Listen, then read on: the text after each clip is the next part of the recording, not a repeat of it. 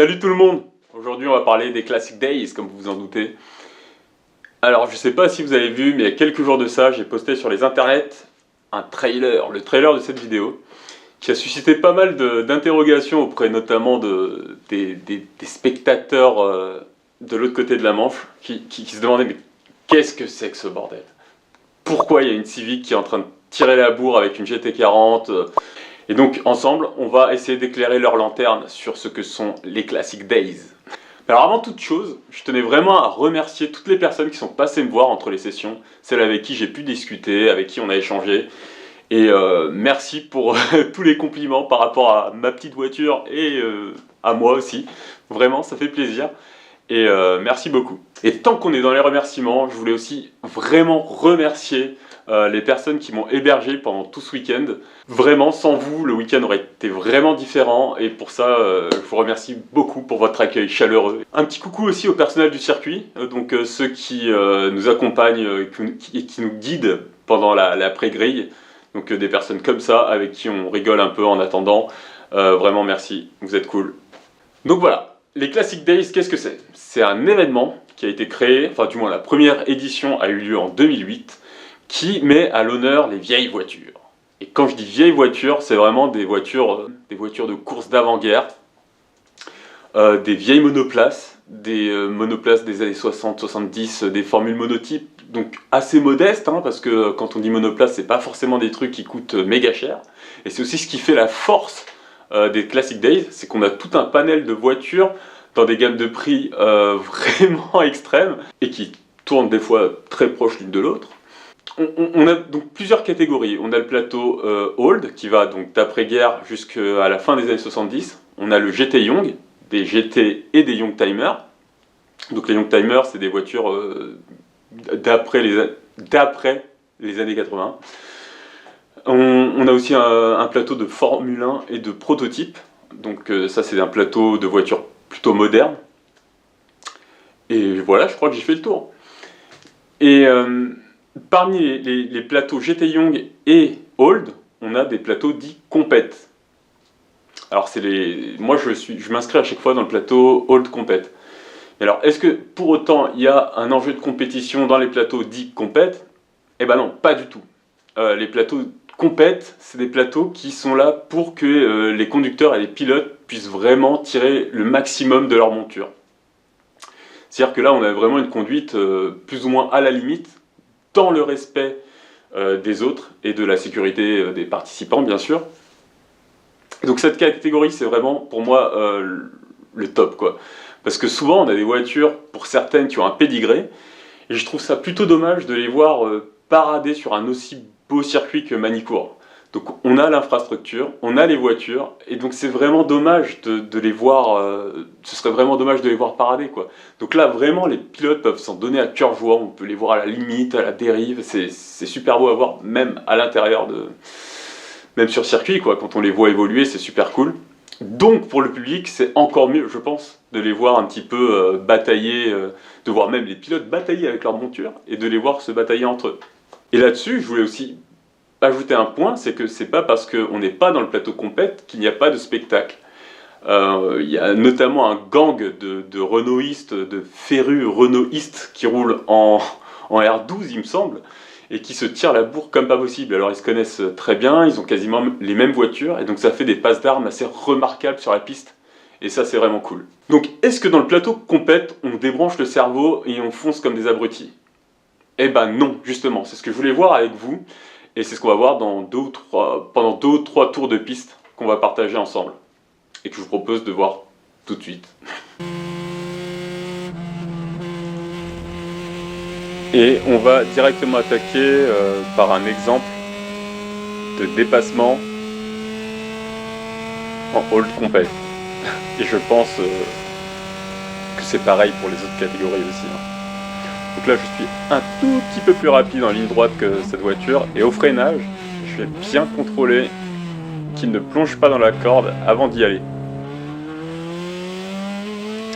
Et donc là effectivement il y va pas, donc j'en profite, et let's go. Donc là ça va être exactement la même chose, sauf que c'est moi qui serai en position de prendre la corde. et donc je vérifie qu'il m'ait bien vu. Il m'a pas vu. Et j'ai bien fait de pas y aller pour le coup.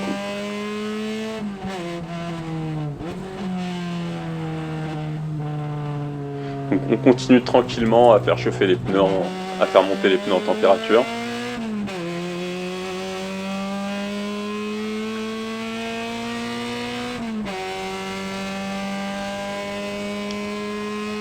Superbe Trabant avec un moteur de moto.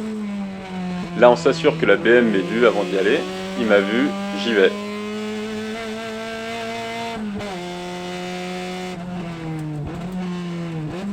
Donc là je m'assure qu'il n'y ait personne à l'intérieur. Et j'y vais.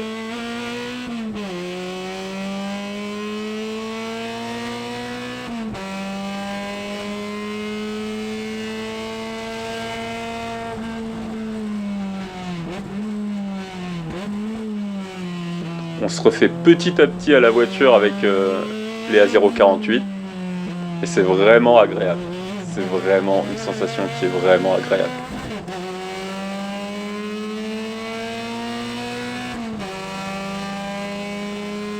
Donc là, ça c'est un virage qui passe très fort. Donc là, je prends toutes les précautions du monde parce qu'il y a du monde devant.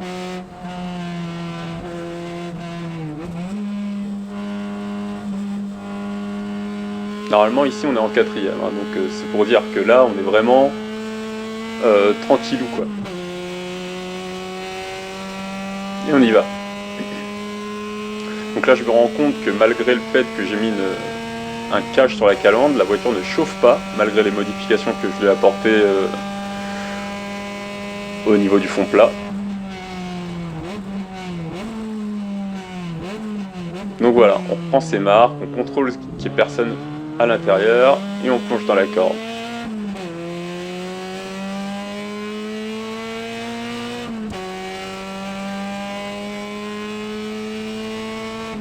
Et là, une fois de plus, on s'assure que la personne qui est devant nous ait bien vu. Là, je pense qu'elle m'a pas vu, donc je n'y vais pas. Et effectivement, elle m'avait pas vu.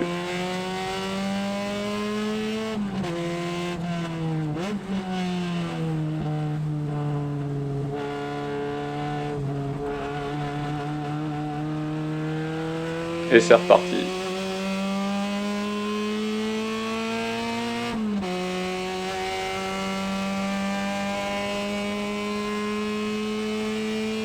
Donc là c'est la première session, hein. Vraiment on reprend ses marques avec la voiture, avec les pneus. La Simca trop cool. Hop, on contrôle qui nous est bien vu. Yes. Enfin, qu'il soit pas dans la corde, il n'y est pas, c'est cool.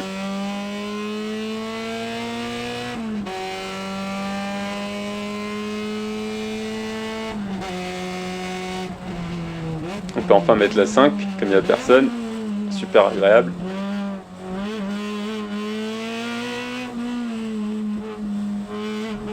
Passage très sympa parce qu'on sait qu'après il y aura le long double gauche. Et là, la fameuse 911 2,7 litres RS réplica. Donc là pareil, je prends toutes les précautions du monde.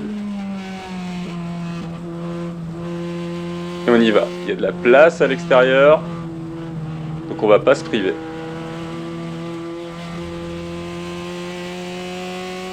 Let's go! Et forcément, je suis ressorti comme un caca, comme je suis rentré comme une daube. Donc tout ce beau monde va me rattraper, me fait un petit coucou dans le rétro. Là, je pense que la 2,7 litres RS réplica est dans mon cul, donc je laisse grand ouvert la porte pour qu'il puisse me passer. Mais je pense qu'il a été très prudent et donc il n'a pas voulu me faire l'intérieur. Bon bah tant pis hein.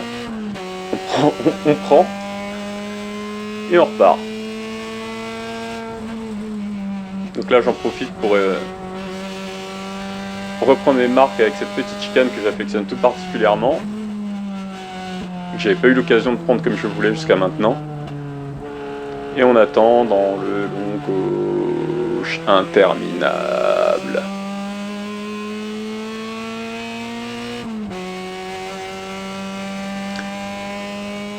Donc là je me dis que c'est bon, là, la 911 c'est du passé, quoique je regarde quand même dans mon rétro. Là les pneus commencent à chauffer, on sent un bon sous-virage des familles là. À surchauffer je devrais dire. Et là je sais pas pourquoi, j'ai l'impression qu'il y a un drapeau jaune ou quelque chose. Donc je lève le pied.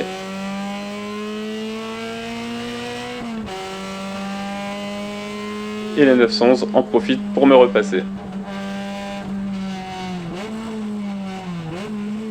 Il s'écarte, parce qu'il sait que je suis là, me laisse passer, et tout le monde est content.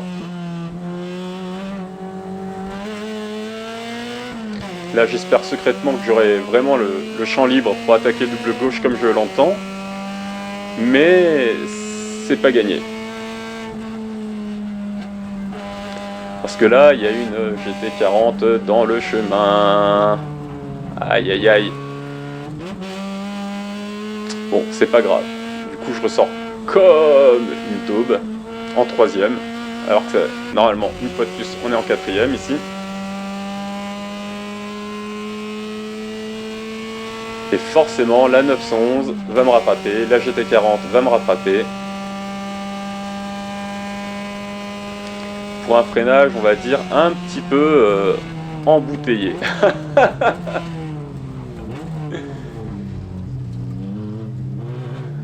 Donc là, je sais pas ce qui se passe, je pense qu'il loupe un rapport ou quelque chose. Donc il repart super mal. Je dirais qu'il s'excuse.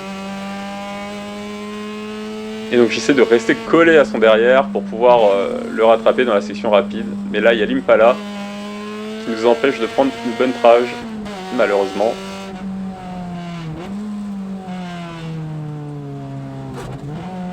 Là, impossible de prendre l'extérieur à cause de la Ford Galaxy. Donc je prends mon mal en patience et reste derrière.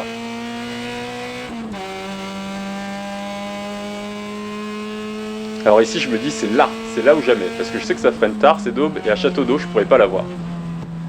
Et le problème c'est que en plein milieu de la chicane, paf, il s'arrête. Et là j'ai pas compris, je dois vous avouer que j'ai pas compris. Alors je suppose qu'il a eu un petit problème mécanique, parce que s'arrêter comme ça en milieu de la chicane c'est pas ouf quoi. Et donc là on attaque avec la MK4. Donc ça c'est vraiment cool. C'est ce qui fait la force des Classic Days, c'est que tu peux rouler avec des voitures comme ça. Et c'est vraiment sympa. Drapeau jaune, on lève le pied. Donc là, fin du drapeau jaune, les commissaires on va baisser le drapeau. Et puis là, sur les panneaux, on voit qu'il est éteint. Donc, let's go. Donc là, j'espère encore une fois que j'aurai le champ libre dans le double gauche. Mais c'est pas garanti. Donc je ralentis. Parce que je n'étais pas sur la bonne trage. Et j'essaie de recoller à la MK4.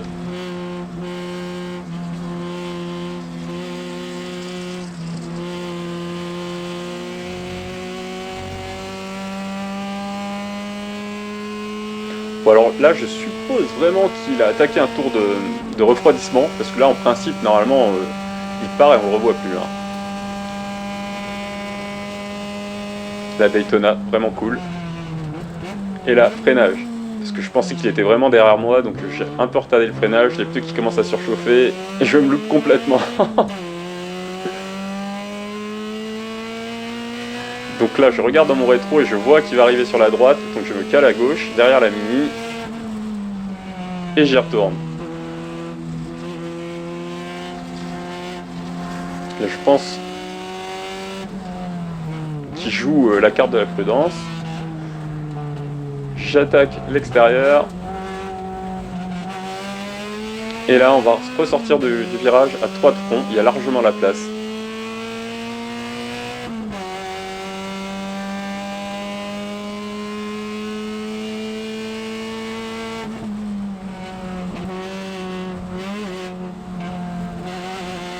Ah, les pneus sont vraiment chauds. Et hop, freinage de Château d'Eau.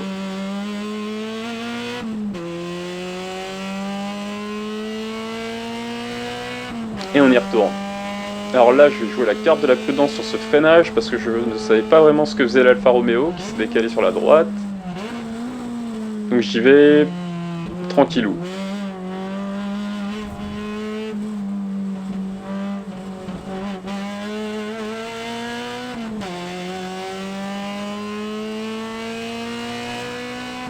Donc là, une fois de plus, je croise les doigts pour avoir champ libre pour le double gauche.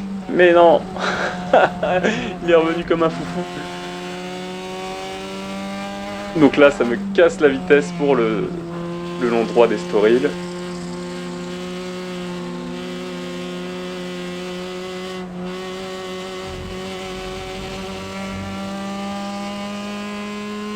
Et puis c'est fini.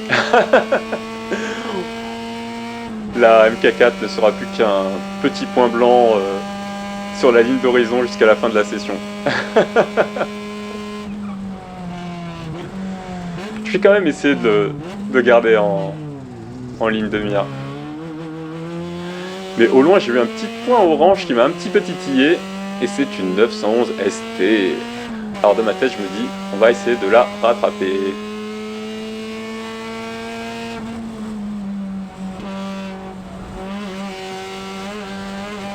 J'adore cet enchaînement.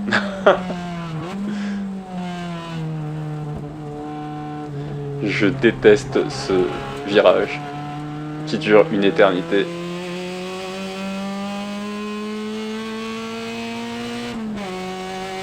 Donc là, on va essayer de choper la Mustang au freinage.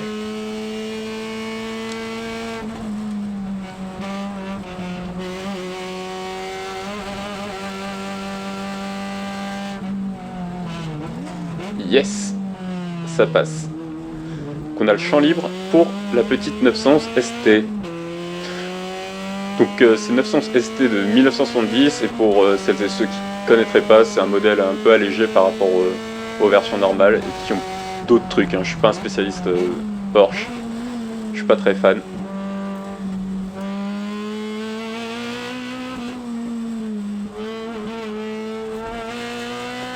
Et pour en avoir conduit quelques-unes, je sais que ça freine très très tard. Et donc ma seule chance de pouvoir la toper, c'est dans la section rapide. Comme ici.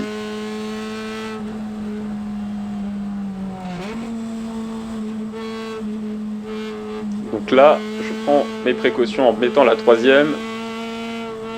Parce que j'étais pas sûr qu'il m'ait vu à l'extérieur. Et on y va. Donc forcément, il est peut-être mieux ressorti que moi, il a aussi un peu plus de chevaux. Et donc il va me rattraper dans la ligne droite. Je vais quand même essayer de rester dans son pare-choc.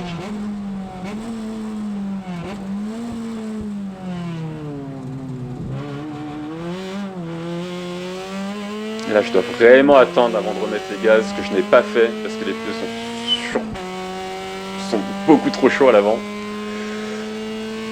Et ça ne loupe pas, je me prends une valise. Donc là j'essaye de reprendre mon retard dans la section un peu rapide. Ça marche. Et je tente l'extérieur.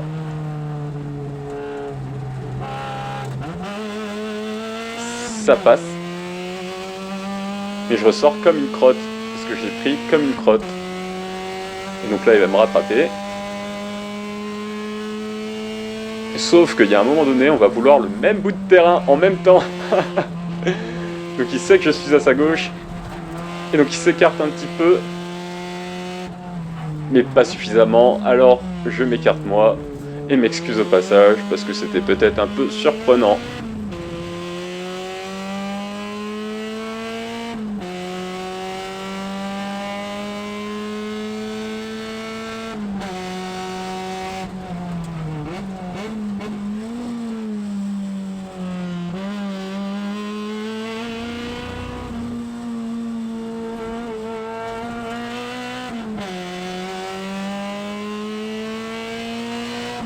Et on est reparti pour un tour.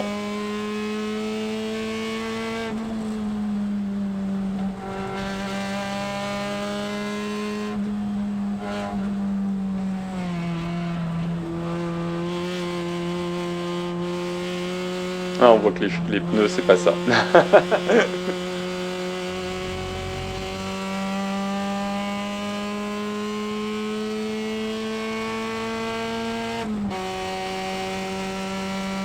Donc là, la fin de la session approche, mais il reste une voiture devant avec qui on va peut-être pouvoir faire mémuse.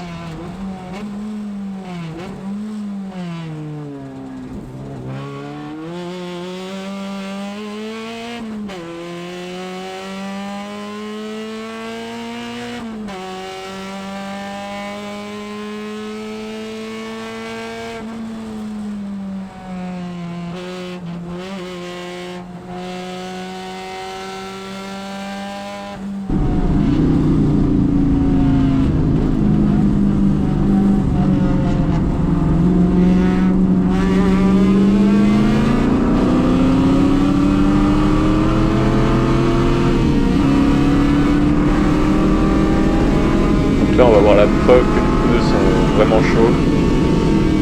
Il y a l'arrière qui va se dandiner au point de freinage. Hop. Du coup, je prends la saucisse. Et apparemment, c'était un bon petit vol plané pour arriver sur la fin de la session. Voilà.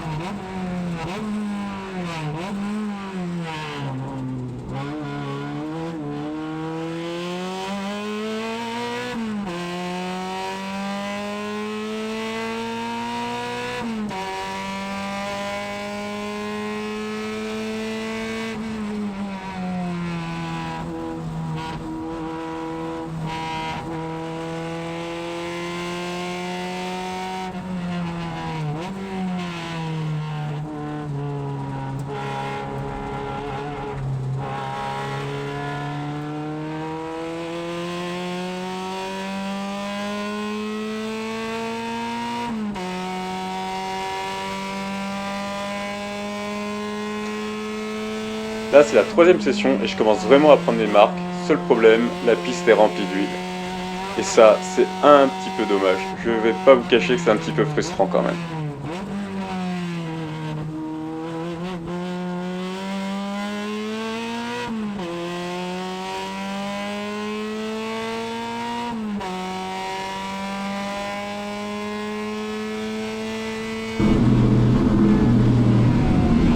Donc là, je suis pas du tout sûr de ce que font les voitures, donc j'attends. On n'est pas pressé. Et j'y vais. Alors je sais pas pourquoi j'ai mon phare allumé. Il a du mal de le prendre, désolé. Et là maintenant, je suis très confiant dans ce virage, mais moins sur la trajectoire de la Mustang. Mais je m'impose. Pour le coup, la Daytona n'est pas non plus très sûre de sa trage. J'attends et j'y vais.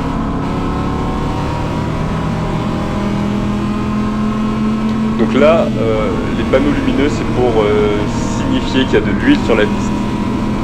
Que la piste est glissante. C'est ce qui arrive aussi quand il y a des coins d'un circuit qui est mouillé et pas l'autre.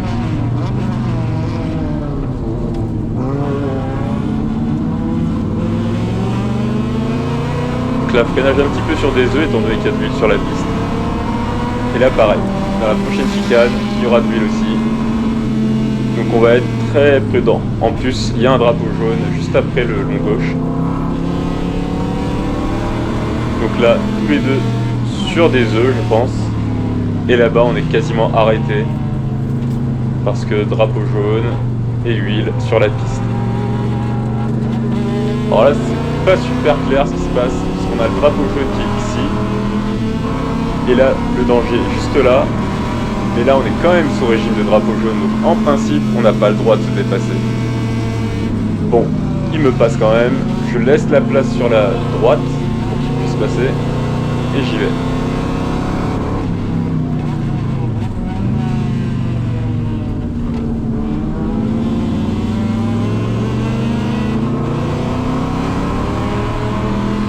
Donc là, les sensations commencent vraiment à revenir. C'est vraiment super agréable. Allez, un coup de 5 pour la forme. Freinage.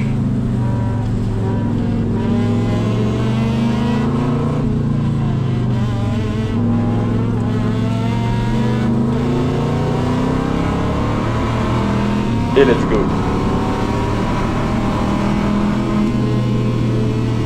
Alors une fois de plus, je vais essayer de le passer à fond. Et j'étais pas sur la bonne trage. J'aurais dû être sur la partie bleue de la piste tout à droite. Et là, je me rends compte que même comme ça, on peut passer quand même super vite. Et c'est pour ça que je suis très content.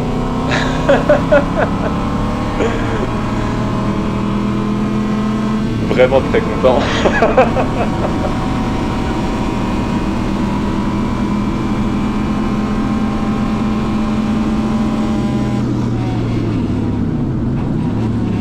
Donc là j'évite le bord glissant de la piste, mais je suis encore pas très concentré étant donné que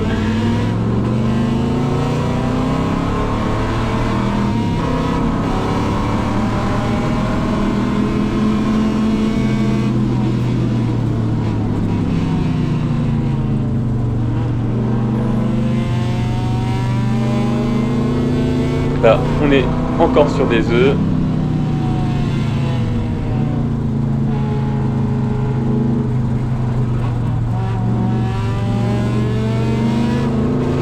Drapeau jaune.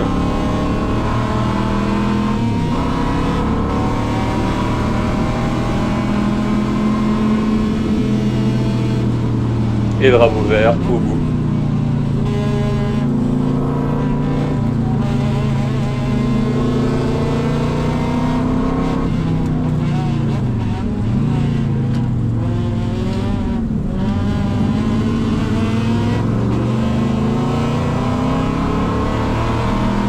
Donc là, vraiment, je sens la voiture.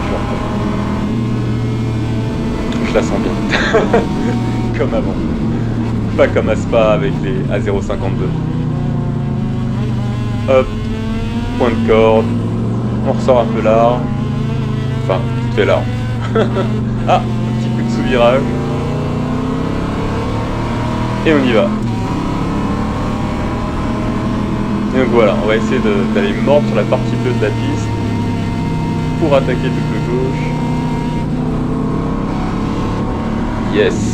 C'est vraiment savoureux comme sensation, c'est vraiment savoureux.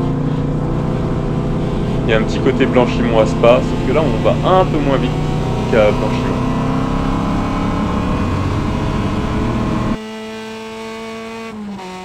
À Blanchimont on est à 200, avec des pneus nuls. Alors avec cela peut-être qu'il y a moyen d'arriver plus vite.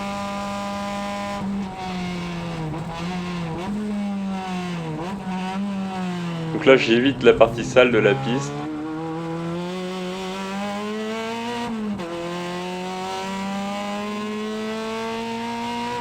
Pour ensuite rattaquer.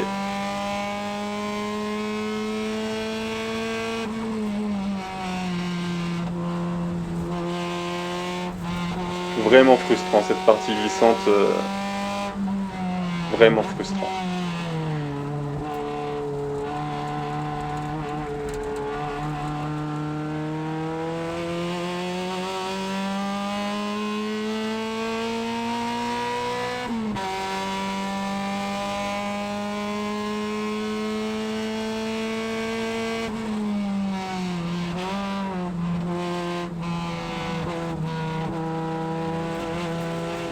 Olé.